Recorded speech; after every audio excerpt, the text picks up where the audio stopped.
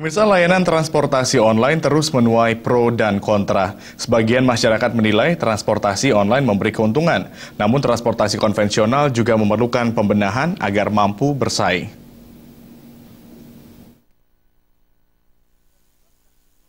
Pro kontra di kalangan masyarakat terkait adanya transportasi online kian menyita perhatian publik.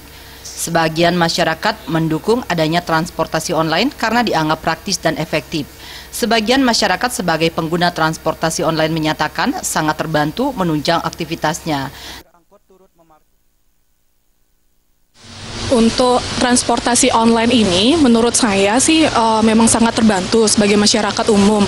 Apalagi terlebih zaman sekarang, kita masing-masing masyarakat pasti memiliki yang namanya smartphone. Smartphone di sini dengan internet kita bisa langsung untuk merequest transport ini langsung datang ke kita. Saya merasakan keuntungannya untuk ya ibaratnya untuk mengantarkan barang juga saya perlu untuk untuk transportasi online. Sama halnya dengan Desak Hartawati selaku ibu rumah tangga yang merasakan manfaat langsung dari transportasi online. Dia menyatakan keperluan sehari-hari dalam hal transportasi lebih aman, mudah dan cepat.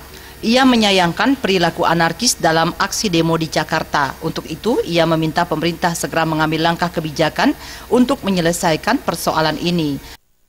Mesti diikutin seperti itu, pemerintah juga harus menertibkan syarat-syarat untuk transportasi online tentunya.